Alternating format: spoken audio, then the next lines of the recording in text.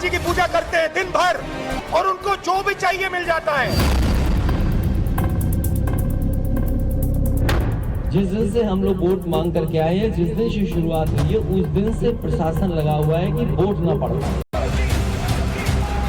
इनके पास जब भी चुनाव हारना होता दो काम करेंगे, एक आरोप प्रत्यारोप और दूसरा बेचारी डिंपल जी को चुनाव लड़ा करके हराने के लिए भेज। याद रखिए, सबक सिखाना कुछ नहीं है, अमर उसी वक्त मजबूत होता है जब मजलूमों से इंसाफ होता।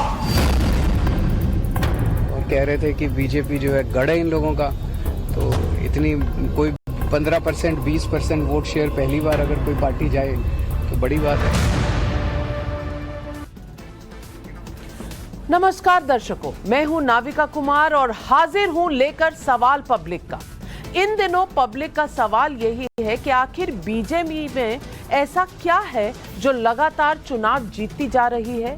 ये सवाल सबसे पब्लिक डोमेन में है कि इस वक्त गुजरात और हिमाचल के एग्जिट पोल जो सामने आए हैं वो बता रहे हैं कि बीजेपी दोनों राज्यों में जीतने वाली है। दर्शकों, इसका जवाब 8 दिसंबर को रिजल्ट वाले दिन जरूर मिलेगा, लेकिन एक अंदाजा जरूर एग्जिट पोल से मिल रहा है। जो एग्जिट पोल्स अभी तक आए हैं उससे साफ हो गया है कि गुजरात में बीजेपी 7वीं बार सरकार बनाने जा रही है। हिमाचल में भी बीजेपी की जीत का अनुमान लगाया जा रहा है। अगर यही नतीजों में बदलता है तो इस बात का अंदाजा लगाना आसान है कि ब्रांड मोदी अभी तक कितना हिट है और विपक्ष मोदी के मुकाबले इस समय कहां खड़ा है।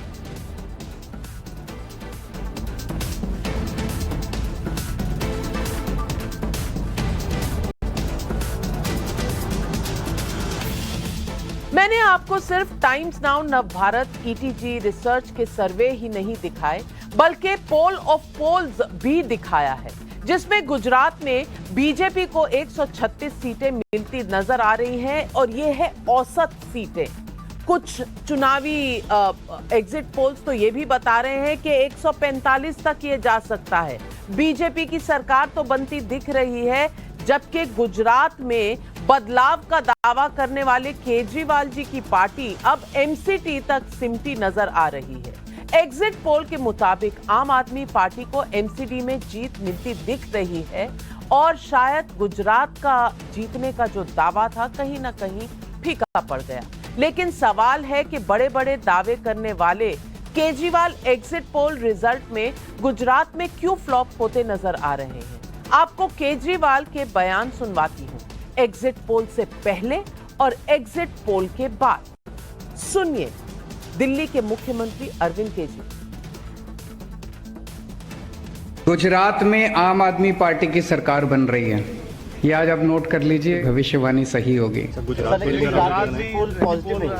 पॉजिटिव है, नई पार्टी है, नई पार्टी ने एंट्री की है और कह रहे थे कि बीजेपी जो है गढ़ है इन लोगों का, तो इतनी कोई 15% 20% वोट शेयर पहली बार अगर कोई पार्टी जाए तो बड़ी बात है। कहाँ कहते थे कि जीतने वाले हैं 92 सीटों के साथ, अब कह रहे हैं 15% वोट आ जाए तो बड़ी बात होती है। हाँ, बड़ी बात तो होती है, लेकिन दावे जब बनाए थे तब ये नहीं कहा था कि 15% बड़ी बात होती है। 2024 का सेमीफाइनल माने जा रहे गुजरात से लेकर यूपी बिहार तक के उपचुनाव में सब गरजे। गुजरात में तो एआईएमआईएम के चीफ असदुद्दीन ओवैसी ने गोधरा का चैप्टर भी खोल दिया और मोदी को पानी पी पी कर कोसा। लेकिन एग्जिट पोल के अनुमान में ओवैसी कहीं खड़े नहीं नजर आ रहे। उनका गोधरा वाला बयान फिर से सुनिए। भारत के होम मिनिस्टर से कहना चाहूंगा कि आपने 2002 में जो सबक सिखाया वो सबक ये था कि बिल्किस को रेप करने वालों को आप छोड़ेंगे। आपने जो सबक सिखाया कि बिल्किस की 3 साल की बेटी को उसकी मां के सामने कत्ल करने वालों को आप छोड़ेंगे। वो सबक आपने ये भी सिखाया, किसका सिखाया आपने, कि एहसान जाफरी का कत्ल किया जाएगा वो सबक आपने सिखाया। कौन कौन सा सबक हम आपका याद रखेंगे अमित शाह साहब? एग्जिट पोल में जो नतीजे रिफ्लेक्ट कर रहे हैं वो बता रहे हैं कि ओवैसी को 13 में से एक भी सीट नहीं मिलने जा रही है। और तो और मुस्लिम वोट भी एक मुक्त गुजरात में किसी के साथ नहीं दिख रहा। कांग्रेस भी मुस्लिम वोट खो रही है, ओवैसी भी मुस्लिम वोट खो रहे हैं। आम आदमी पार्टी अब बजरंगबली या कृष्ण जी से ज्यादा मुस्लिम्स को पसंद आने लगे हैं, ऐसा नजर आ रहा है एग्जिट पोल में। एग्जिट पोल के बाद टाइम्स नाउ नवभारत और ईटीजी रिसर्च ने गुजरात और हिमाचल के वीआईपी सीट्स का भी सर्वे कराया। उसमें भी बीजेपी के कैंडिडेट्स नंबरों की रेस में आगे नजर आ रहे हैं, यानी कि जीतेंगे तो सही लेकिन मार्जिन भी लंबा चौड़ा होगा।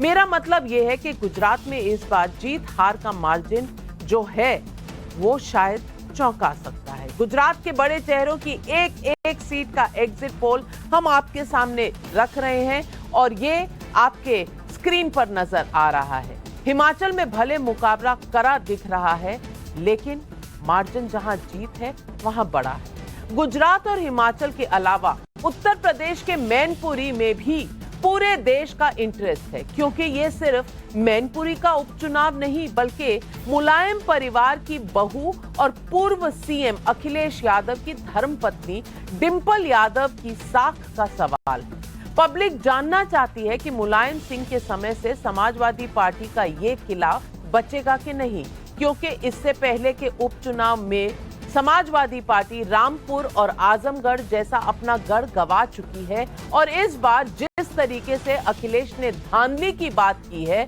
उसको बीजेपी उनके डर से जोड़कर देख रही है। जो पुलिस को ब्रीफिंग है वो ये है कि समाजवादी पार्टी को वोट ना पड़ने दिया जाए। लगातार शिकायतें आ रही हैं, केवल मैनपुरी लोकसभा की शिकायतें नहीं हैं बल्कि रामपुर विधानसभा में जिस दिन से हम लोग वोट मांग करके आए हैं, जिस दिन से शुरुआत हुई है उस दिन से प्रशासन लगा हुआ है कि वोट ना पड़ पाए। वोट ना पड़ने के सब तरीके अपनाए जा रहे हैं। इनके पास जब भी चुनाव हारना होता दो काम करेंगे, एक आरोप प्रत्यारोप और दूसरा बेचारी डिंपल जी को चुनाव लड़ा करके हराने के लिए भेज देते हैं। फिरोजाबाद में भी इन्होंने यही किया था ना, और कन्नौज में भी यही किया था।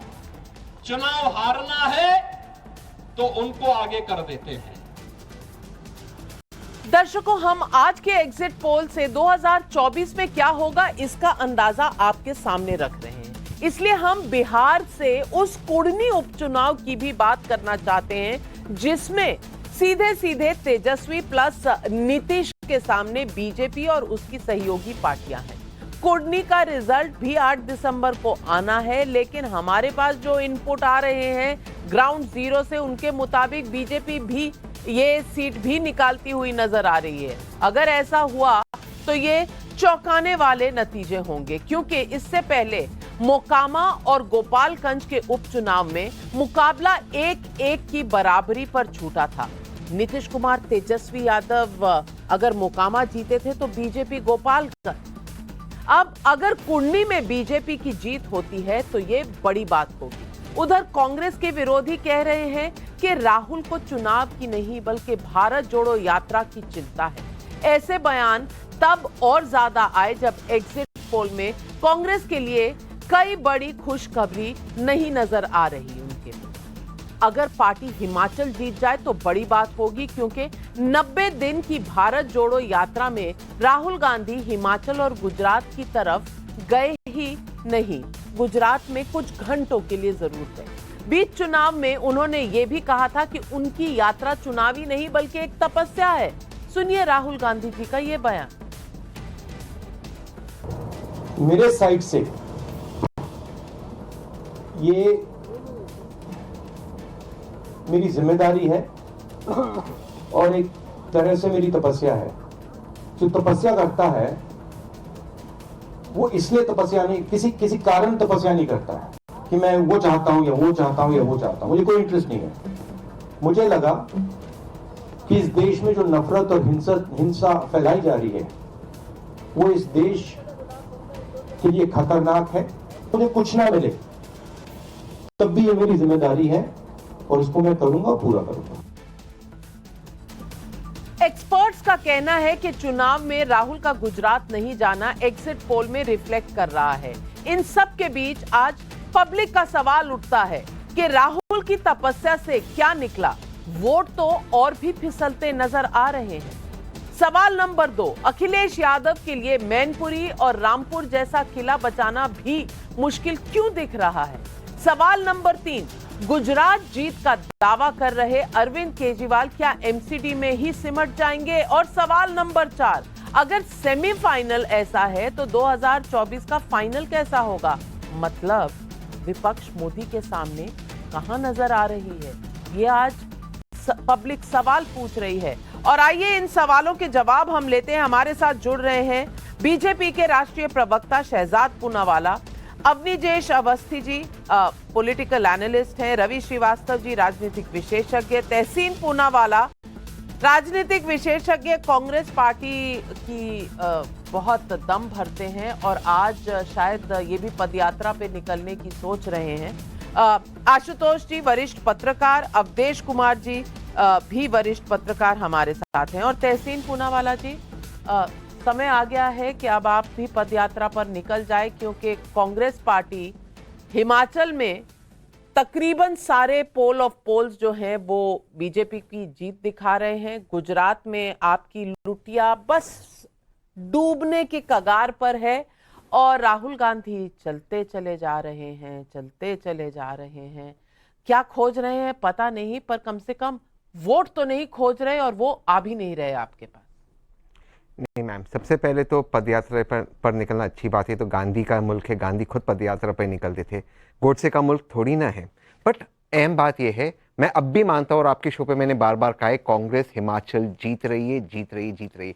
लेकिन मैम हम चीज सेलिब्रेट करें माननीय प्रधानमंत्री, जो मैं मानता हूँ एक बहुत बड़े वोट कैचर है, बिहार में जीत रहे, गुजरात में जीत रहे, हिमाचल में जीत रहे। आपके दर्शकों को बता दूं, एम्स के वेबसाइट पिछले 2 हफ्तों से बंद है। चाइना का अटैक हुआ है इस वेबसाइट पे, या एक मुल्क का अटैक हुआ है। किसी और लोकतांत्रिक मुल्क में प्रधानमंत्री से सवाल पूछे जाते हैं, हेल्थ मिनिस्टर रिजाइन करता है। एम्स देश का सर्वोत्तम वेबसाइट, आईसीएमआर वेबसाइट पे पिछले एक दिन में 6000 अटैक हुए, वो वेबसाइट कॉम्प्रोमाइज हो रहा है, उसके क्या डेटा चले गया, हमारे पास उसका जवाब नहीं। प्रधानमंत्री इन चीजों पे चर्चा करते। मोरबी के पीछे जो ओरेवा कंपनी के मालिक थे, आज तक वो अरेस्ट हुए? मैं आपसे पूछ रहा हूं, जो शराब घोटाले में जो जहरीले शराब बनाए गुजरात में, वो लोग अरेस्ट हुए। प्रधानमंत्री से सवाल कौन पूछता है? बस मास्टर स्ट्रोक है, मास्टर स्ट्रोक है, इनसे बड़ा कोई नहीं। मैं मानता हूं बहुत बड़े नेता इस देश के, लेकिन जिसके लिए इलेक्ट हुए, प्रधानमंत्री का कार्यालय बंद करते, गुजरात में कैंपेनिंग कर रहे, एम्स का वेबसाइट अंडर अटैक है, इसमें सवाल कौन पूछ रहे प्रधानमंत्री से? यह जरूरी है, देश के लिए जरूरी है। शहजाद पूनावाला जी, तहसीन पूनावाला जी का कहना है कि चुनाव वो जीतते हैं, वोट कैचर हैं, पर समस्याएं देश की जहां हैं उस पर कोई सोल्यूशन नहीं। देखिए, मैं तहसीन की उत्तेजना का कारण समझ सकता हूं। आज गुजरात की जनता ने, हिमाचल की जनता ने फिर से एक बार politics of PPV, politics of pro incumbency, politics of performance, politics of विकास एंड पॉलिटिक्स ऑफ विश्वसनीयता में अपना विश्वास जताया है। और इनका पीवी है, नॉट प्रियंका वाड्रा, इनका पीवी है परिवारवाद और वोट बैंक की राजनीति, जिसको रिजेक्ट किया है। तो मैं समझ सकता हूँ इनकी उत्तेजना। हालांकि ये पद यात्रा पर हमेशा रहे, पदों के लिए ही ये यात्रा करते हैं और इसीलिए जनता ने इनको कहा है कि राहुल को छोड़ो, कांग्रेस को छोड़ो, तब जनता जुड़ेगी। और ये सारे जो सवाल है ना एम्स की वेबसाइट के, जरा राहुल गांधी पार्लियामेंट के सेशन में जाने वाले, कांग्रेस का क्या बयान था उसमें उठा सकते थे। Rahul Gandhi parliament session attend कर रहे हैं क्या? चलिए राहुल गांधी, एक मैं 10 सेकंड लूंगा। चलो राहुल गांधी नहीं गए पार्लियामेंट में, राहुल गांधी खराब नहीं था। एम्स देश के सर्वोत्तम वेबसाइट 2 हफ्तों से हैक थे और प्रधानमंत्री कार्यालय से मतलब राहुल गांधी को चिंता नहीं है जो तहसीन पूनावाला को चिंता है। मिनिस्टर की कोई जिम्मेदारी नहीं, देश का डेटा कॉम्प्रोमाइज हो रहा है और आप भी जाते हो। मैं इसका जवाब देता हूं, आपने ज्यादा समय ले लिया। हमारे देश पे एक फॉरेन अटैक है। देश का डेटा सही सलामत है, आप अपने बेटे की चिंता कीजिए। डेटा सही है, बेटा गलत हो चुका है, बेटा को बोलो पार्लियामेंट आए और पार्लियामेंट में सवाल जवाब कर सकते हैं। लेकिन रवि श्रीवास्तव जी, मैं आपसे भी सवाल पूछना चाहती हूं। सवाल ये नहीं है कि कांग्रेस ध्वस्त होती चली जा रही है, सवाल ये भी है कि आम आदमी पार्टी जल्दी में हो सकती है, लेकिन कहीं भी अपनी जड़ें उगाने के लिए समय तो लगता ही है। परफॉर्मेंस चाहे सीटों में ना दिखे, जिस तरह केजरीवाल जी कह रहे हैं 15-20% वोट पाना बड़ी बात होती है, लेकिन आप तो चले थे किला फतेह करने, अब कह रहे हैं कि कंसोलेशन प्राइज मिलेगा, ये भी अच्छी बात है। सवाल ये भी उठता है कि समय कम है और समय 2024 के चुनाव में जितना रह गया है उसमें क्या विपक्ष चुनौती दे सकता है? नरेंद्र मोदी का जो ये पूरा जगरनॉट है, एक पूरी इलेक्शन विनिंग मशीनरी जो उनके साथ चलती है, क्योंकि आपको मानना पड़ेगा कि वो सबसे ज्यादा पॉपुलर नेता तो हैं, इसीलिए वोट पाते हैं। तमाम मुश्किलों, तमाम क्रिटिसिज्म के बावजूद लोग वोट उन्हें डालते हैं। ऐसा क्यों और विपक्ष इसका क्या तोड़ निकालेगी अगले 18 महीने में?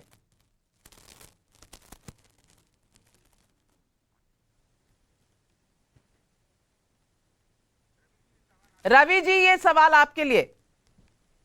जी हाँ, बिल्कुल। देखिए, नरेंद्र मोदी एक पॉपुलर नेता हैं, पर एक त्रासदी भाजपा की ये है कि उनके पास एक ही नेता है। अब उस नेता को यूनिवर्सिटी के इलेक्शन से लेके काउंसिल तक, विधानसभा तक, पार्लियामेंट तक, कहां भुना ले जा करके उनको यही समझ में नहीं आता। और वो इतने व्यस्त रहते हैं कि अभी अभी जैसा हमारे तहसीन भाई ने बताया है कि देश की समस्याओं पे जवाब देने का उनके पास टाइम ही नहीं है। वो सिर्फ प्रधानमंत्री कार्यालय बंद करके बिहार में वोट मांगते घूम रहे हैं, कहीं सड़क पे रोड शो कर रहे हैं, कहीं वोटिंग पड़ने के टाइम पर भी वो अपना प्रचार कर रहे हैं। तो वो तो 24 घंटे एक प्रचार मशीन बने हुए हैं। उनके अंदर प्रधानमंत्री का काम करने वाला मुझे कोई नतीजा अभी तक नजर में नहीं आया। और हो क्या रहा है कि देश गड्ढे में जा रहा है, चाहे वो महंगाई हो, चाहे बेरोजगारी हो, चाहे वो और समस्याएं हो, किसी का कोई जवाब नहीं है। अवधेश कुमार जी आ रहे हैं और अवधेश कुमार जी, केजरीवाल के प्रवक्ता का बयान सुनिए कि भारत गड्ढे में है, मतलब G20 की प्रेसिडेंसी मिल रही है, भारत गड्ढे में है, ये केजरीवाल का प्रवक्ता बोला। और केजरीवाल से पूछिए वो मेयर इलेक्शन में क्या कर रहा है केजरीवाल, ये मेयर इलेक्शन में क्या कर रहा था केजरीवाल? ये कैंपेन मिनिस्टर है, चीफ मिनिस्टर है, ये मेयर इलेक्शन में क्यों कर केजरीवाल था? नहीं, वो भगवंत मान पंजाब छोड़ के कहां घूम रहे थे? पंजाब में नशा माफिया, सुप्रीम कोर्ट ने टिप्पणियां कर दी, सुप्रीम कोर्ट ने फटकार लगाई, पंजाब में सैलरी नहीं दे पा रहे। पंजाब के मुख्यमंत्री कहां थे? और किसान, प्रदूषण यहाँ पे गैस चेंबर बन गया, वो और किसानों को लाइटें पड़ रही थी, कार्तिक। अरे फटकार तो सरकार को भी चलिए अवधेश कुमार जी आ रहे हैं, वरिष्ठ पत्रकार हैं।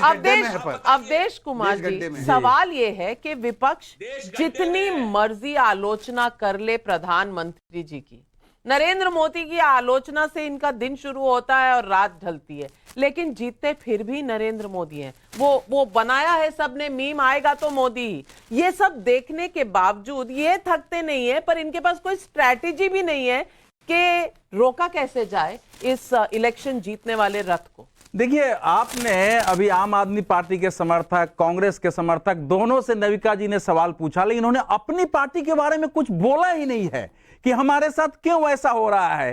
तो एम्स का अटैक हो गया, उनको पता है कि एनआईए तक को जांच में लगा दिया गया है एम्स के, आपको पता होना चाहिए। वो आ गया है फैक्ट कि ये कहां से हुआ था, उस पर भी काम चल रहा है। आपने उनसे पूछा तो मोदी, देखिए समस्या ये है कि हमारे आपके डिबेट में भी कल और आज भी ये होता है। देखिए, मोदी का मतलब, मोदी एक चेहरा का मतलब वो मूर्ति नहीं है, वो एक व्यक्तित्व होता है। तो वो व्यक्तित्व किसी चीज का प्रतीक है, वो एक विचार का, व्यवहार का, कार्य का प्रतीक होता है। आप देखिए गुजरात के चुनाव में बहुत चीजें, अब जो नरेंद्र मोदी गुजरात का क्रिएशन होकर नेशन में आया है, उस गुजरात को समझना कि वहां के जनता की साइकोलॉजी कैसे चेंज हुई है मोदी के प्रति, उसको समझे बगैर अगर कोई वहां चला जाए और कोई कह दे कि इसके रावण का 10 सिर है, कोई कह दे औकात दिखा देंगे, कोई कहे कि ये तो 27 साल बाद परिवर्तन होना, नहीं होना है। नरेंद्र मोदी एक विचार के प्रतीक है। वो विचार आप देखिए, इस बार के चुनाव के समय दो आप उनके घोषणा पत्र की ऐसी बातें थी, एक पर तो चर्चा बहुत हो गई, जैसे कॉमन सिविल कोड, और दूसरी एक बात थी जो किसी ने नहीं कहा था, उसमें यह था कि जो टेररिज्म है, कट्टरवाद है, तो डी रेडिकलाइजेशन के लिए बाज़ाब्ता एक सरकार के अंदर एक विंग बनेगा जो धर्म गुरुओं के साथ मिलकर लोगों के साथ कि देश में इस ढंग से रेडिकलाइज नहीं हो। तो ये एक उदाहरण दे रहा हूं एक अप्रोच का, दूसरा, आप सोचेंगे केवल हिंदुत्व है। जो बीजेपी का मैनिफेस्टो आप देखेंगे, देश भर में मछुआरों की बहुत बात होती है, लेकिन फर्स्ट टाइम भारतीय इतिहास में किसी पार्टी ने ब्लू इकोनॉमिक कॉरिडोर की बात की है कि ब्लू इकोनॉमिक कॉरिडोर बना के मछुआरों के लिए वहां क्या क्या करेंगे। तो एक उदाहरण होता है। तो नरेंद्र मोदी एक साथ राष्ट्रवाद, हिंदुत्व और उस पर काम करना, बोलना नहीं है, क्योंकि अब अगर कॉमन सिविल कोड लाना है तो लाना है। तो वो जो एक गुजरात में जो उसके हिसाब से और विकास, और साथ ही साथ जो एक तीसरा होता है व्यक्तित्व को, कि इतने दिन रहने के बाद लंबे समय लोगों पर परिवारवाद का, आपको क्षेत्रवाद का, भ्रष्टाचार के आरोप लगता है, उससे भी परे है। तो ये सब अगर व्यापक स्तर पर आप इसको नहीं समझेंगे, इसके अनुरूप अपनी रणनीति नहीं बनाएंगे, तो आप ऐसा ही फेल होते रहेंगे। बहुत सही बात आपने कही। और आशुतोष जी, मैं यही आपसे पूछना चाहती हूं, क्या इस देश में बस दूध और शहद की नदियां बह रही हैं? नहीं। क्या इस देश में समस्याएं हैं? बिल्कुल हैं। क्या मोदी जी के आने के बाद सब समस्याएं खत्म हो गई हैं? बिल्कुल नहीं। ये सब सबको पता है, लेकिन फिर भी नरेंद्र मोदी जीतते हैं, तो इसका कोई तो कारण होगा। क्या विपक्ष उनके कारणों को नहीं समझ पा रही, इनके अस्तित्व को नहीं समझ पा रही? क्या विपक्ष आज भी वही गलती कर रही है जिसकी वजह से वो चुनाव हारती है, कि मोदी की आलोचना, अपनी स्ट्रैटेजी का कोई विवरण नहीं? क्या है प्रॉब्लम विपक्ष की? आप म्यूट पे हैं। साउंड में मेरा सवाल इस बात को लेकर मैं थोड़ा सा हतप्रभ हो गया हूं आपका जवाब, आपका सवाल सुन के, कि क्या तीनों राज्यों के रिजल्ट आ गए क्या? अभी तो मुझे लगता है अभी सिर्फ एग्जिट पोल के नतीजे आए हैं, और एग्जिट पोल के नतीजों के आधार पे अभी किसी निष्कर्ष पर पहुंचना थोड़ी सी जल्दबाजी होगी, इसलिए मैं किसी गेसवर्क में नहीं जाऊंगा। आपने जो सवाल किया है वो सवाल अपनी जगह महत्वपूर्ण है, उस सवाल का जवाब भी महत्वपूर्ण है, लेकिन एक बात अभी स्पष्ट है कि दिल्ली एमसीडी के नतीजे आ जाने दीजिए, हिमाचल प्रदेश के नतीजे आ जाने दीजिए, गुजरात के नतीजे आ जाने दीजिए। विपक्ष की अपनी कमजोरियां हैं, इसमें कोई दो राय नहीं है। कांग्रेस पार्टी की अपनी कमजोरियां, इसमें भी कोई दो राय नहीं है। और भारतीय जनता पार्टी की भी अपनी कमजोरियां, इसमें भी कोई दो राय नहीं है। गुजरात के अंदर अगर इतनी अच्छी सरकार चल रही, इतना विकास अगर हो रहा है, तो अचानक एक साल पहले आपको पूरी की पूरी कैबिनेट और मुख्यमंत्री बदलने की जरूरत क्या है? कोई अपने जीते हुए घोड़े को तो बदलता नहीं है। जाहिर सी बात है वहां कुछ तो दिक्कत थी जिसकी वजह से आपको बदलना पड़ रहा है। तो अभी थोड़ी सी जल्दबाजी होगी इस किसी निष्कर्ष पर पहुंचना। हाँ, 8 तारीख को जरूर जब नतीजे आ जाएंगे तो इस पर जितनी गहन चर्चा हो सकती है उतनी चर्चा की जाएगी। अवनीश अवस्थी जी, मैं एक दो लाइन बोलना चाहूंगा। ऐसा है कि आशुतोष जी हमारे पुराने मित्र हैं, और इनकी बात विपक्ष सुनती है, कभी कभी विपक्ष को कुछ अच्छी सलाह दे। देखिए, गुजरात के बारे में एक कुछ तथ्य उनको भी जानकारी हो। गुजरात की आबादी 6% है देश की, लेकिन जीडीपी में उसका कंट्रीब्यूशन आज भी 8% है। टोटल एक्सपोर्ट में 23% कंट्रीब्यूशन है उसका। तो आप जो करें 2,24,000 वहां का पर कैपिटा इनकम है, तो ऐसे ही नहीं हो गया। अक्टूबर का जो डाटा है बेरोजगारी का आशुतोष जी, वो 1.7% है। तो वो केवल हटा दिया उन्होंने, वो उनकी स्ट्रेटेजी थी। हमने भी उस पर आर्टिकल लिखे थे कि समझ अरे भाई आप नकारते रहिए, वही डाटा सब लोग यूज करते हैं। अरे आज अगर खट्टर साहब नहीं करेंगे तो गहलोत साहब जरूर कर देंगे, क्योंकि 28% बेरोजगारी राजस्थान में दिखाई जा रही है। गुजरात पे जो बेरोजगारी के सीएजी के आंकड़े, उस पे तो चर्चा करें। सीएजी ने क्या कहा है बेरोजगारी? चलिए फिर भी आशुतोष जी, आपने सही मुद्दा उठाया कि अभी चुनाव के नतीजे नहीं आए हैं। चलिए, चुनाव के नतीजे नहीं आए हैं, आपने शायद सुना नहीं, मैंने इंट्रोडक्शन में कहा था कि अब तक जो एग्जिट पोल कह रहे हैं मैं उसके ऊपर जा रही हूं। 8 तारीख को नतीजे आएंगे तो बिल्कुल आप और हम फिर रूबरू होंगे और इस मुद्दे पर बातचीत करेंगे। लेकिन आपको कटाक्ष करना होता, आप कर लेते हैं, और आपका एक्सपीरियंस बहुत ज्यादा है, आप कर लेते हैं, हमारे साथ लिबर्टी ले लेते हैं। हम भी आपसे ऑब्जेक्ट नहीं करते। लेकिन अवनीश अवस्थी जी, हमें गलत कह दें कोई बात नहीं, मोदी को गलत कह दें कोई बात नहीं, लेकिन एक बात जो सवाल पब्लिक पूछ रही है कि अरे भाई, इतने ही अगर वो बीजेपी के नेता जो हैं नरेंद्र मोदी इतने ही बुरे हैं जैसा विपक्ष बताती है, कोई रावण कहता है, कोई कहता औकात दिखा देंगे, तो फिर भी जीतते कैसे हैं? और ये इतने अच्छे लोग हैं, सेक्युलर लोग हैं, ये तमाम गवर्नेंस मॉडल दुनिया को दिखा चुके हैं पिछले 75 सालों में, ये फिर भी नहीं जीत पा रहे, क्या चक्कर है? नाविका जी, पहली बात तो अभी यहाँ जो मुद्दे उठाए गए हैं, पहली बात तो ये कि आशुतोष से बड़े हम्बली मैं ये कहूंगा कि आप एग्जिट पोल के बाद की ये तो चर्चा हो रही है, चुनाव अभी घोषणा भी नहीं होती तब ये इस तरीके की चर्चाएं होती हैं कि आगे आने वाले चुनाव में क्या होगा और अभी से बीजेपी या कांग्रेस कहाँ खड़ी है, उसका क्या हाल होगा। पहली बात तो ये। दूसरी, रवि श्रीवास्तव जी, आप मेरी जरा ज्ञान में थोड़ा सा वृद्धि कीजिएगा। आजादी के बाद किसी भी प्रदेश का कोई मुख्यमंत्री ऐसा हुआ है जिसने एक भी विभाग अपने पास न रखा हो, किसी फाइल पे साइन करने की उसको जरूरत ना होती हो? काम तो मोदी जी तो बिल्कुल करते नहीं, तो इधर उधर घूम रहे हैं। आपने कहा, अरे मुख्यमंत्री के पास भी कुछ काम होना चाहिए कि नहीं होना चाहिए? जरा बताइए, मेरे ज्ञान में जरा अभिवृद्धि कीजिएगा कि कहीं किसी एक भी डिपार्टमेंट, एक भी पोर्टफोलियो है। अरे भैया, बीच में मैंने बीच में बोलने को नहीं कहा। अरे भैया, मैंने बीच में बोलने को नहीं कहा। सत्येंद्र जैन की तत्काल जवाब, अरे पूरा बोल तो लेने दीजिए ना। अब अरे अगली आप जवाब दीजिए। अब फिर अमानतुल्लाह के वक्त के स्कूल का क्या हो गया? बसों की लोअर भाई नाविका जी, नाविका जी जवाब दीजिए ना। नाविका जी, एक बात बताइए, मिल जाएंगे कल। एक बात बताइए कि सारे जवाब मिल जाएंगे आपको। इसको कहते हैं बदनाम करने में, इसको कहते हैं दुखती रथ पे हाथ रखना। इसको कहते हैं पूछ पे पैर पड़ जाना। 10,000 करोड़ का इसके लिए एक मुहावरा है, आपने पूछ पे पैर पड़ जाना। रवि श्रीवास्तव जी को गुस्सा क्यों आता है? रवि श्रीवास्तव जी, पहले सुन तो लीजिए, शायद कुछ आइडिया आ जाए। अवनीश जी क्या कह रहे हैं, शायद उससे आपको कोई आइडिया मिल जाए। वो अपनी बात तो खत्म कर ले। शहजाद जी, आ रही हूँ आपके पास। अवनीश जी अपनी बात खत्म करें। दूसरी बात में एक बात और कह दूं कि देखो ऐसा है कि नाविका जी, भैया आप ये नाविका जी इनका फ्रेंड राउंड कीजिए, ये गलत बात है ना। रवि श्रीवास्तव जी, जो आम जनता ये शो देख रही है, पब्लिक के लिए कम से कम उन्हें सुनने की इजाजत दे दे।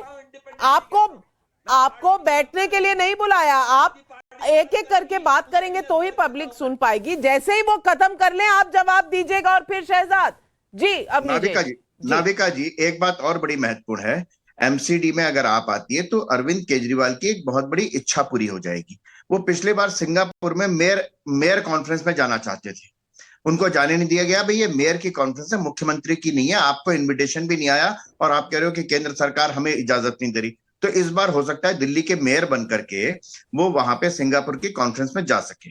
तीसरी बात, बड़ी साफ सी बात है, 2024 में के चुनाव जो है बड़े साफ हैं। अगर नरेंद्र मोदी के नाम पर विधानसभा चुनाव जीता जा सकता है तो 2024 का, जिसमें प्रत्यक्षतः स्वयं नरेंद्र मोदी प्रधानमंत्री पद के उम्मीदवार होंगे, तो देश का जनादेश क्या होगा, इसको समझने में, सोचने में और निर्णय करने में किसी को। रवि श्रीवास्तव जी, पब्लिक के सवाल आ रहे हैं। लखनऊ से अतुल कुमार का सवाल है, केजरीवाल जी ने तो लिख कर दिया था ना कि गुजरात में आम आदमी पार्टी की सरकार बनेगी, अब 15-20% वोट पाकर ही खुश हो गए।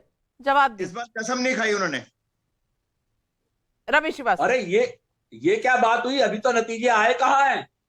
अभी तो देखिए, कल रिजल्ट आएगा, परसों रिजल्ट आएगा। पर केजरीवाल जी ने बयान दिया है, केजरीवाल जी ने बयान दिया है 15 से 20% वोट आ जाएगा तो बहुत अच्छी बात है। लिख के दिया है तो परसों पता लगेगा ना। शहजाद पूनावाला जी, या तो रवि श्रीवास्तव जी सवाल समझ नहीं रहे हैं या ना समझने का ढोंग रचा रहे हैं। केजरीवाल जी ने आज बयान दे दिया कि बड़ी बात है कि 15-20% वोट आ रहा है आम आदमी पार्टी। देखिए नाविका जी, कितना अद्भुत है कि 27 वर्ष के बाद पहली बार दो पार्टियां लड़ रही है कि इन 2 नंबरी कौन होगा। वैसे तो दोनों 2 नंबरी है, पर 2 नंबरी कौन होगा, असली 2 नंबरी कौन होगा? कांग्रेस बोलती नहीं मैं 2 नंबर पे हूं, मैं 2 नंबरी हूं। आम आदमी पार्टी बोलती नहीं, मुझे 15% मिलेगा, मैं 2 नंबरी हूं। तो दोनों 2 नंबरी करने के लिए आज पहली बार कंपटीशन हो रहा है। मतलब दोनों को पता है जीतने नहीं वाले। यही हम कह रहे हैं। हिमाचल में भी देखिए, इनके ही उसी जो प्रभारी है उनका एक चैनल भी है और उनके चैनल पर सर्वे भी हुआ है। उनके चैनल का उनका सर्वे भी नहीं बता रहा है कि वो कांग्रेस जीत रही है। बताइए, गजब है। मैंने नाम नहीं लिया, समझ गए होंगे, तहसीन बहुत स्मार्ट है। और तीसरी बात देखिए, मैं तो कह रहा हूं कि आज आशुतोष जी ने अच्छी बातें रखी है, परंतु आशुतोष जी, मैं सिर्फ इतना पूछना चाहता हूं कि क्या आज इंट्रोस्पेक्शन नहीं होना चाहिए? 99 का लोकसभा, 2004 का लोकसभा, 2009 का लोकसभा, 14, 19 का लोकसभा, अब 24 का भी लोकसभा देखना, हार जाएंगे गुजरात में। और उसी समय पर 6 असेंबली इलेक्शन, उसी समय पर लोकल इलेक्शन। इसका मतलब कि गुजरात में जो विकास का मॉडल दिया है वही विकास का मॉडल आज पॉलिटिक्स ऑफ प्रो इनकम्बेंसी। पहले कभी नहीं होती थी ये बात, 5 वर्ष में सरकार बदल दो, 5 वर्ष में सरकार बदल दो, पर आज 5 वर्ष के बाद और 5 वर्ष दो, उत्तराखंड में 5 वर्ष दो, हिमाचल में 5 वर्ष दो, उत्तर प्रदेश में 5 वर्ष दो। ये जो change in politics and political narrative हुआ है, ये मोदी जी और नड्डा जी और भारतीय जनता पार्टी के नेतृत्व में हुआ है और इसको एक्नॉलेज करना होगा। ये एक मॉडल है, एक नया टेम्पलेट है। आशुतोष जी, इस बात से आप भाग नहीं सकते कि 27 साल और 7वीं बार जीतना एक रिकॉर्ड है जो शायद पहले कभी हुआ नहीं, अनप्रेसिडेंटेड है। नंबर 1 गुजरात में, और दूसरी बात उत्तराखंड में जो एक तरह से था कि बीजेपी आती है और कांग्रेस जाती है, कांग्रेस आती है जब बीजेपी जाती है। लेकिन इस बार अगर हिमाचल में भी जीतते हैं जैसे उत्तराखंड में इस रिकॉर्ड को ब्रेक किया था, तो ये एक बड़ी बात है, एक मैसेज है। आप म्यूट बटन क्यों दबाते हैं? थोड़ा सा मैं साजाद को थोड़ा सा करेक्ट करना चाहूंगा हिस्ट्री को। ये पहली बार नहीं हो रहा है।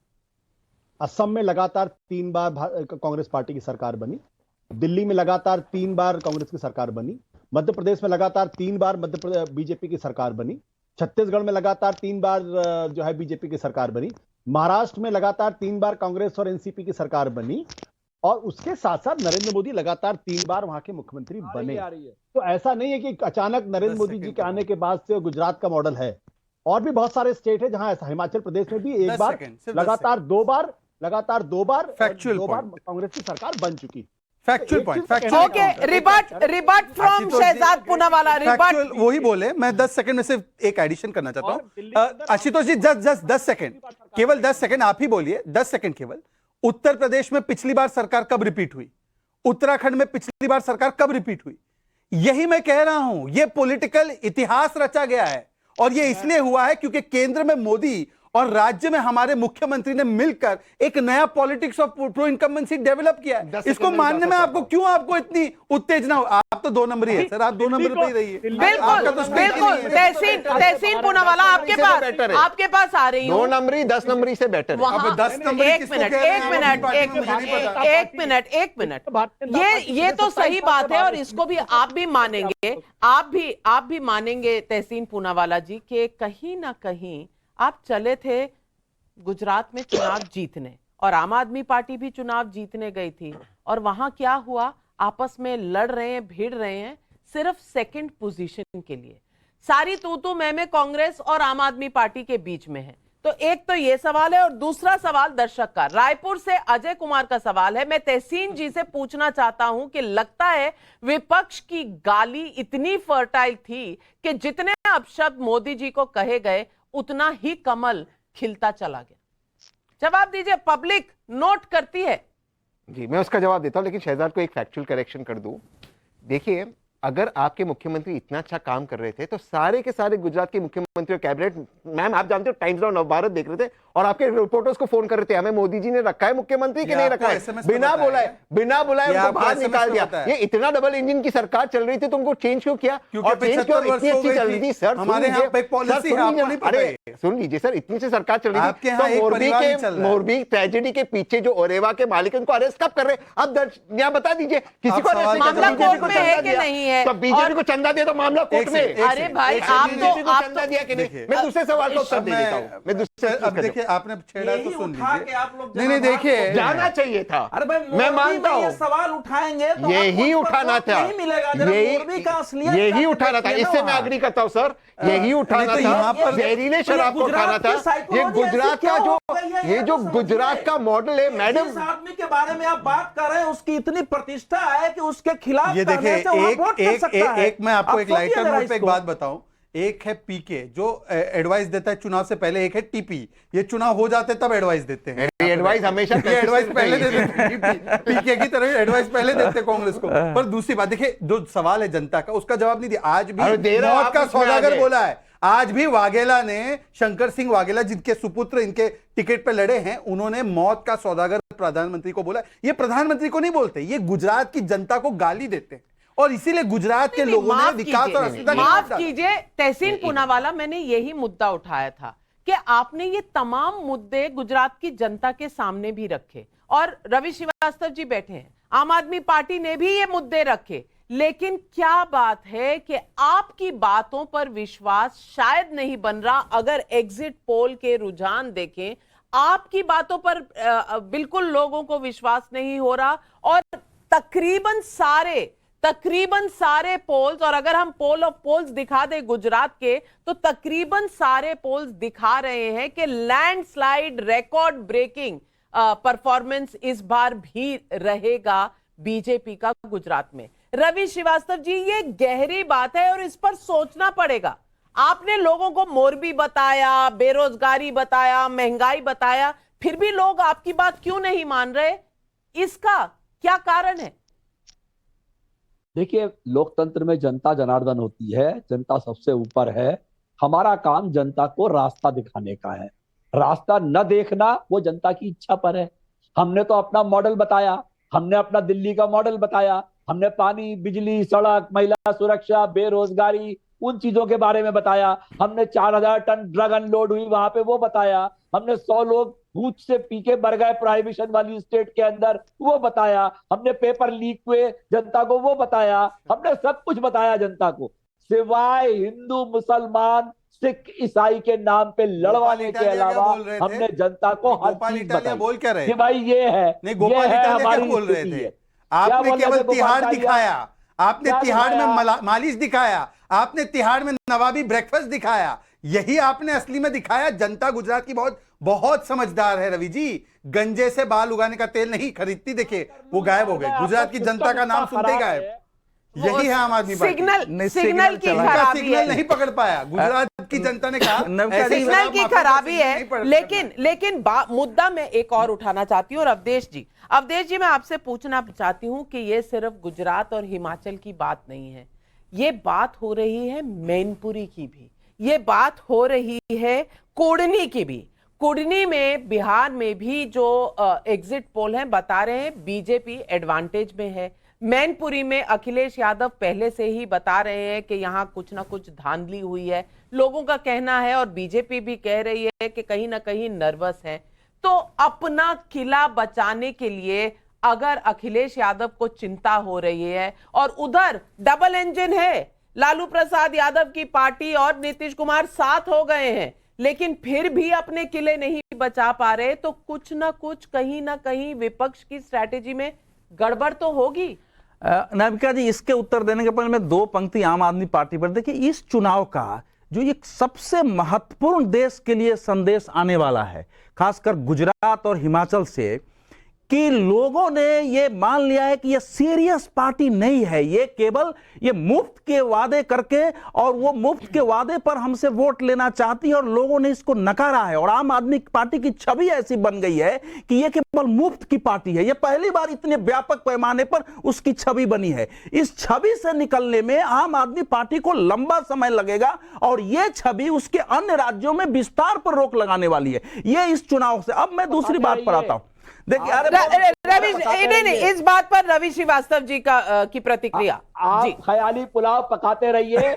यही पार्टी है जिसने 10 साल के अंदर 10 राज्यसभा की सीटें ली है, 2 राज्यों में सरकार है, लेकिन लोकसभा की एक भी नहीं मिली। 200 के आसपास एमएलए बनने वाले हैं। अरे सर, 10 साल के अंदर वो आपकी तरह जनसंघ की तरह 40 साल की पार्टी नहीं है, ये नवजात पार्टी है जिसने अपने आप को साबित किया है, और अभी दिल्ली में असेंबली साबित की, अभी एमसीडी साबित करेगी, और उसके बाद देखना है यहाँ के जो एमपी है ना वो रिडंडेंट हो जाएंगे। 10 है भी नहीं हो तो रिडंडेंट तो है ही नहीं, मैंने ये हवा पार करते हुए 10 राज्यसभा, चलो आप कुछ नहीं बोल रहे, कोई कीमत कई सारे हाथ उठ रहे हैं।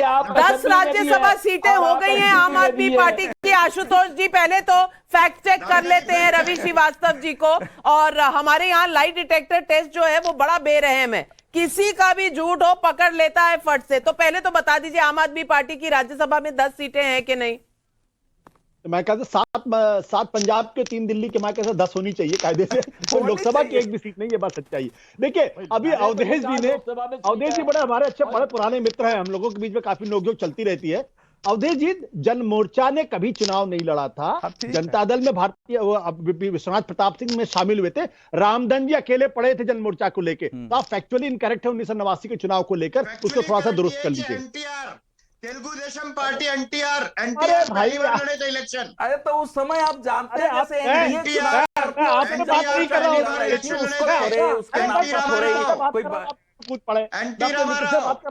अच्छा रवि श्रीवास्तव जी, आज लाई डिटेक्टर टेस्ट में आप पास हैं जी। 10 सीटें हैं राज्यसभा में आम आदमी पार्टी की, लोकसभा में एक भी नहीं है। तो आज तो आप आपके रिपोर्ट कार्ड में एक टेस्ट तो आप जीत गए, चाहे गुजरात का ना जीते हो। गुजरात में भी बहुत कुछ जीतेंगे नाविका जी, आप चिंता मत करिए।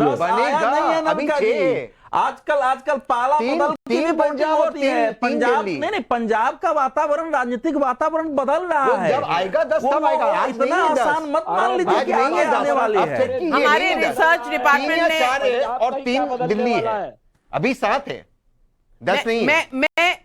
मैं फिर से देख रही हूं, लेकिन इस वक्त एक और सवाल आया है, और ये सवाल सीधा मुंबई से सतीश चांडक का सवाल है। और नाविका जी, तहसीन जी ताल ठोक कर कल कह रहे थे कि गुजरात में कांग्रेस जीत रही है। क्या आज भी अपने बयान पर कायम है? तहसीन पूनावाला जी, इससे पहले एक लाइन ऐड कर दूं। दर्शक सवाल पब्लिक का शो पर जो भी आप कहते हैं वो नोट कर लेती है और रोज सवाल पूछती है आपसे। बताइए, अगर तहसीन का गुजरात का प्रेडिक्शन रॉन्ग गया तो आपके चैनल पर सिर मुड़वाएंगे। ये मैंने कोई कहा नहीं था, ये मैंने ये नहीं कहा था। अब बोलो गुजरात में कितना मिल रहा है कांग्रेस को? नहीं सर, नहीं, वो बोलो, उन्होंने मना कर दिया, उन्होंने मना कर दिया, क्योंकि कल नहीं तो परसों सुबह आपको कहा था 150 आ रही गुजरात में। ये सवाल ऐसे थोड़ी, दोनों रवि और तहसीन को बोलो सर मुड़वाएंगे अगर इनका प्रेडिक्शन। अमित शाह जी ने कहा था 150 आ रही है, ऐसे थोड़ी होता है। अमित शाह जी ने कहा हम वेस्ट बंगाल जीत रहे। नहीं, सवाल है गुजरात और हिमाचल कांग्रेस जीत रही है और सर मुड़वाएंगे अगर पूर्ण बहुमत है। अमित शाह जी ने कहा 150 से ज्यादा आ रही गुजरात में और वेस्ट बंगाल जीत रहे। अब देखिए नाविका जी, इनको सीरियसली मत लीजिए। जनता अमित शाह जी की बात ऐसे मत बोलिए। देखिए मैं ऐसे मत बोलिए अमित शाह जी के बारे में। मैं जानता हूं तहसीन, आपकी समस्या में वाकिफ हूं मैं। बिल्कुल कोई सुन लीजिए। देखिए नाविका जी, हमें बहुत सीरियस चर्चा करनी है। चर्चा ये होनी चाहिए कि गुजरात में और हिमाचल में ऐसा क्या हो रहा है, वहां पर जनता के विकास के जो काम हो रहे हैं उस पर हमको गहन चिंतन करना पड़ेगा। कि जिस प्रकार से आज गुजरात 5 वर्षों में 4 वर्ष FDI नंबर 1, गुजरात की अर्थव्यवस्था नंबर 1, गुजरात एक्सपोर्ट्स में नंबर 1, गुजरात स्टार्टअप में नंबर 1, गुजरात हेल्थ में नंबर 1, गुजरात तो ये सारी उपलब्धियों की वजह से लोग जनता विश्वास जताती है। माफ कीजिएगा, हेल्थ में एकदम नंबर 1 तो नहीं है। स्टार्टअप में अच्छा किया है कई चीजों में, लेकिन कुछ लोग आज तक मोहल्ला क्लिनिक बना रहे। हम एम्स बना के देते 5 वर्ष में। एम्स बिलासपुर की नींव पे हमने डाली, बनाया भी हमने। तो ये हमारा मॉडल ऑफ डेवलपमेंट है। बात ये बहुत सरल है। और अवनीदेश अवस्थी जी कहने की कोशिश कर रहे थे कुछ। अवनीदेश अवस्थी जी, हम एक दूसरे पर नोक झोंक कर सकते हैं और तमाम विपक्षी दल आज भी यही कर रहे हैं, और तमाम क्रिटिक्स जो है नरेंद्र मोदी जी के, वो भी आज भी यही कह रहे हैं। सवाल सिर्फ इतना है जो पब्लिक जानना चाहती है कि ये सब तो चुनाव के दौरान, कैंपेन के दौरान ये सब खामियां, कमियां, ये सब तो बताई गई थी लोगों को। लेकिन बावजूद इसके कि सब कुछ ठीक नहीं है, 100% ठीक कहीं भी नहीं है, फिर भी मोदी जी 27 साल के बाद अपने चेहरे पर बीजेपी की सरकार वहां लेकर आते हैं। इसमें क्या मैजिक है और क्या विपक्ष इसे समझने से इनकार कर रहा है? बिल्कुल वो कहते हैं ना, कूप मंडूक बनकर बैठा हुआ है। मैं अपना नाविका जी कुछ तो फैक्ट चेक बता दूं कि ये सही कहा कि अभी 7 हैं, 4 पंजाब से आए हैं, 3 दिल्ली से हैं, या राज्यसभा के सिर्फ 7 हैं। एक बात नहीं, माफ कीजिएगा, मैं आपको, मेरे हाथ में राज्यसभा का वेबसाइट है, राज्यसभा का वेबसाइट है और आम आदमी पार्टी की 10 सीटें यहां दिख रही हैं, और मुझे नहीं लगता राज्यसभा की वेबसाइट को हमें चैलेंज करना चाहिए। तो ये राउंड रवि श्रीवास्तव जी सही है। ये खामखा का राउंड था, मतलब किसी ने चुनौती नहीं दी। आप लोग नहीं, यहाँ पर यहाँ पर सब लोगों ने उनको क्वेश्चन किया था। नहीं, हाँ, आप चुप रहे थे, आप असलियत पर जा रहे हैं। पर इस बात पर भी कांग्रेस उनसे भिड़ रही थी, कांग्रेस के सपोर्टर उनसे भिड़ रहे थे। अब नीचे अवस्थी जी बात कह रहे हैं।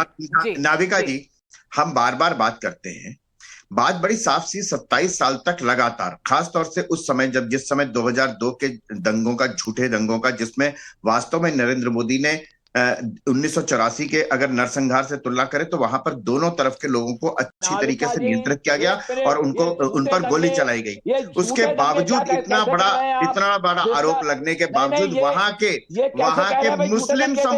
मुस्लिम समुदाय का भी जो जीडीपी है वो देश का सबसे बेहतर है। बात बड़ी साफ सी है कि अगर नरेंद्र मोदी ने एक ऐसा मॉडल तैयार किया है, बिल्कुल झूठे दंगे तो नहीं थे, लेकिन ताहिर हुसैन के खिलाफ ताहिर हुसैन की चार्जशीट भी पढ़ लीजिए और कोर्ट ने जो टिप्पणी की है वो भी कर लीजिए। एक व्यक्ति भी गोली से घायल तक नहीं हुआ, एक व्यक्ति भी गोली से घायल नहीं हुआ। कैसे होते हैं? बाकायदा पुलिस ने काम किया और दोनों तरफ दंगों में ताहिर हुसैन का क्या रोल था ये भी जानना जरूरी है। रवि श्रीवास्तव जी, दंगों की बात आप ना करें तो बेहतर रहेगा। दंगों की बात आम आदमी पार्टी अगर ना करे तो बेहतर रहेगा, क्योंकि दंगों पर आपका रिकॉर्ड, आज उस पर कोर्ट ने भी टिप्पणी कर दी है और इस मुद्दे को वापस चुनावी पटरी पर लेकर आती हूं मैं, इस पूरे डिस्कशन डिबेट को। और दोस्तों, कहने वाले कह सकते हैं कि 2024 में तो अभी साल भर का टाइम है, अभी से 24 की बात क्यों? लेकिन मैं इसे ऐसे नहीं देखती। मेरे हिसाब से तो समय बहुत कम है और ऐसे समय में विपक्ष के मुद्दे ब्रांड मोदी के सामने टिकते नजर तो नहीं आ रहे, जिससे परिवर्तन होता दिखे। मुझे लगता है कि ऐसा इसलिए भी है कि चुनाव में नैरेटिव बदल जा रहा है। बीजेपी अपनी बात लोगों तक पहुंचाने में कामयाब रही है, उसने लोगों के सामने भरोसे का चेहरा भी खड़ा कर दिया है। दूसरी तरफ विपक्ष जनता के मुद्दे उठाने के बदले पर्सनल अटैक में फंस जा रहे हैं। इससे बचना चाहिए, क्योंकि इतिहास गवाह है, पब्लिक कभी इसे पसंद नहीं करती। विपक्ष हो या सत्ता पक्ष, उसे इससे सीख लेना बहुत बहुत जरूरी है। और वो कहते हैं ना, नथिंग सक्सीड्स लाइक सक्सेस। जब आप जीतते हैं तो जीत के कई बाप निकल आते हैं, लेकिन जब आप हारते हैं तो कोई मानने को तैयार नहीं होता कि हाँ, हमसे गलती हुई। और जब तक विपक्ष ये एडमिट नहीं करेगा कि वो गलती कहां कर रहा है, वो नई स्ट्रैटेजी बना ही नहीं पाएगा। और यही है विपक्ष की सबसे बड़ी चुनौती। आज सवाल पब्लिक का शो में बस इतना ही। लेती हूं आपसे इजाजत, पर 2